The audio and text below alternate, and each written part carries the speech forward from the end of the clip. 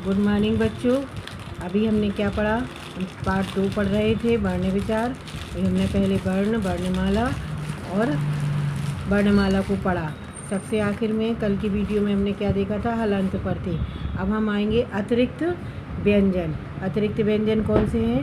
डा, उड़ा, ना। अतिरिक्त व्यंजन माने जाते हैं वे कभी भी शब्द के आरंभ में नहीं लगते, जैसे लड़ाई, कपड़ा, सड़क, बूढ़ा, दाढ़ी, कड़ाही आदि। ये क्या है? दोनों शब्द डावड़ा क्या है? अतिरिक्त व्यंजन है। क्या होता है? इनसे भी कोई भी शब्द शुरू नहीं होता। ये क्या होते हैं? शब्द के आरंभ में कभी नहीं लगते हैं। अब हम आएंगे स्वर और उसके भेद पर। क्या है? अब हम स्वर और स्वर के भेद जानेंगे। जिन वर्णों का उच्चारण करते समय वायु बिना किसी रुकावट के बाहर निकलती है उन्हें हम क्या कहते हैं? स्वर कहते हैं। क्या है? स्वर की परिभाषा है कि जिन वर्णों का हम उच्चारण करते हैं उनमें क्या होती है? हमारे मुख से जो वायु है वो बिना किसी रुकावट के निकलती है, उसे हम क्या कहते हैं? स्वर कहते हैं। हिंदी वर्णमाला में आ से लेकर औ तक कुल 11 स्वर हैं। क्या है? हमारी हिंदी वर्णमाला में कितने स्वर हैं? 11 स्वर हैं। उच्चारण में लगने वाले समय के आधार पर स्वर को 2 भागों में बांटा गया है। उच्चारण जब हम बोलते हैं, उच्चारण करते हैं किसी शब्द का, तो उसमें लगने वाले समय के आधार पर स्वर को 2 भागों में बांटा गया है। पहला है ह्रस्व स्वर, दूसरा है दीर्घ स्वर। ह्रस्व का मतलब होता है कम और दीर्घ का मतलब होता है ज़्यादा। अब हम आएंगे, सबसे पहले देखेंगे का, ह्रस्व स्वर। जिन स्वरों के उच्चारण में कम समय लगता है उन्हें ह्रस्व स्वर कहते हैं। अभी हमने बताया था ह्रस्व मतलब होता है कम, तो उनके उच्चारण में बोलने में हमें क्या लग रहा है? कम समय लग रहा है, तो उसे हम ह्रस्व स्वर कहते हैं। और हमारी वर्णमाला में इनकी संख्या कितनी है? 4 है। हमारी वर्णमाला में इनकी संख्या 4 है। आ, छोटा आ, छोटी ई, छोटा ऊ तथा ऋषि। क्या है ये? क्या है ये? ह्रस्व स्वर है। हमारी वर्णमाला में 4 हैं और ये क्या है? ह्रस्व स्वर है। छोटा आ, छोटी ई, छोटा ऊ तथा ऋषि। अब हम आएंगे दीर्घ स्वर पर। जिन स्वरों के उच्चारण में अधिक समय लगता है उन्हें हम क्या कहते हैं? दीर्घ स्वर कहते हैं। क्या कहते हैं? जिन स्वरों के उच्चारण में हमें क्या लगता है? ज़्यादा समय लगता है, उसे हम दीर्घ स्वर कहते हैं। ये संख्या में कितने होते हैं? 7 होते हैं। जैसे आ, बड़ा, बड़ी, बड़ाऊ, एड़ी का, एनक का, ओखली का और औरत का। कितने हैं ये? इनकी संख्या हमारी वर्णमाला में कितनी है? 7 है। अब हम आएंगे स्वरों की मात्राओं पर। शब्द बनाते समय स्वर जब व्यंजनों से मिलते हैं तो अपना रूप बदल देते हैं। जब हम शब्द बनाते हैं तो स्वर क्या होते हैं? व्यंजनों के साथ में मिलते हैं और अपना रूप बदल देते हैं। स्वरों के इस बदले हुए रूप को मात्रा कहते हैं। स्वरों के इस बदले हुए रूप को हम क्या कहते हैं? मात्रा कहते हैं। जैसे रा के नीचे क्या लगा है? हलंत, प्लस आ प्लस माँ के नीचे भी क्या लगा है? हलंत लगा, प्लस आ बराबर रमा। अब क्या हो गया? जैसे हम इसका उच्चारण करेंगे तो क्या हो जाएगा? रमा। तो क्या हो गया? रमा। रमा शब्द में लाल भाग पर ध्यान दीजिए।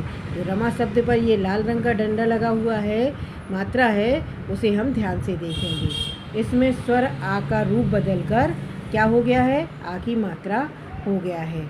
इसे ही आ की मात्रा क्या कहते हैं? कहते हैं। अब हमने रमा शब्द से समझा है। अब क्या हो गया? जैसे हमने रमा लिखा, हमने इसको समझा तो क्या हो गया? इसमें इसका लोप हो गया और सिर्फ क्या रह गया? मात्रा रह गई। तो क्या हो गया? रमा। अब उसके बाद में स्वरों को लिखने के लिए जो चिन्ह निर्धारित किए गए हैं उन्हें हम मात्रा कहते हैं। अब हमने क्या पढ़ा था? क्या कहते हैं? कि स्वरों के बदले हुए रूप को हम क्या कहते हैं? मात्रा कहते हैं। अब हम क्या समझेंगे? रमा शब्द में जो लाल डंडा लगा हुआ है उसमें क्या है? वो क्या है? मात्रा है। इसी तरह स्वर की परिभाषा क्या हुई? स्वरों को लिखने के लिए जो चिन्ह निर्धारित किए गए हैं उन्हें हम क्या कहते हैं? मात्रा कहते हैं। आ गई आपको डेफिनेशन, परिभाषा समझ में? स्वरों को लिखने के लिए जो चिन्ह निर्धारित किए गए हैं उन्हें हम क्या कहते हैं? मात्रा कहते हैं। हिंदी वर्णमाला में सभी स्वर और उनकी मात्राएं इस प्रकार है।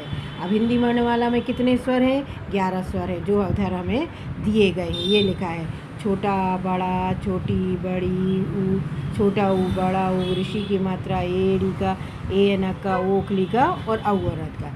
अब क्या दी गई हैं? ये इनकी स्वरों को जो 11 स्वर हैं, इनकी जो मात्राएं दी गई हैं। क्या है? मात्राएं दी गई हैं। अब आ क्या है? ये सभी व्यंजनों के साथ में लगाया जाता है और इसकी कोई मात्रा नहीं होती है। तो बड़े आ की ये डंडा जो देख रहा है, जो हमने रमा में लगाया था, वो है ये आ की मात्रा। ये छोटी, ये बड़ी, छोटा ऊ, बड़ा ऊ, ऋषि की मात्रा, ए अनक का, आई की मात्रा, ओखली का और औरत का। ये क्या है? स्वर की मात्राएं हैं। अब मात्रा सहित व्यंजन, हम क्या आएंगे? किस पे आएंगे? मात्रा सहित व्यंजन पर। का। अब का क्या है? अभी हमने देखा है। याद रखने वाली चीज़ें इसमें क्या हैं? सभी व्यंजनों में आ लगा होता है, इसलिए आ की कोई मात्रा नहीं होती। अच्छा, इस छोटे आ से क्या बनते हैं? बिना मात्रा वाले शब्द बनते हैं। जैसे कलम लिखा है, कदम लिखा है, खबर लिखा है।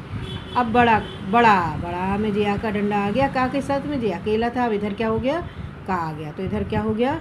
कार, राजा, साधना। अब इधर छोटी की मात्रा गिलास, किताब, कविता। बड़ी की मात्रा कीमत, अमीर, नकली। छोटी ऊ की मात्रा कुमकुम, बुलबुल, नुपुर। बड़े ऊ की मात्रा कपूर, धूप, भालू। ऋषि की मात्रा कृपा, अमृत और घृत। अब उसके बाद में आएगा ए की मात्रा केला, केला के बाद मेला और तेल। अब उसके बाद में क्या आएगी? आई की मात्रा कैलाश, पैसा और सैनिक। उसके बाद में ओ की मात्रा कोयल, घोड़ा, अखरोट। उसके बाद में क्या आएगी? सबसे आखिर में औरत की मात्रा आएगी कौआ, तौलिया और पकौड़ी। अब हमने क्या कर दिया? जो स्वर की मात्रा के साथ व्यंजन को भी पढ़ लिया हमने। स्वर पढ़ लिया, मात्रा पढ़ी, फिर मात्रा से व्यंजन पढ़े और उसके उदाहरण देखे। और इसमें याद रखने लायक बात, सबसे बड़ी बात क्या थी? कि सभी व्यंजनों में आ लगा होता है। क्या होता है? सभी व्यंजनों में आ लगा होता है, इसलिए आ की कोई मात्रा नहीं होती।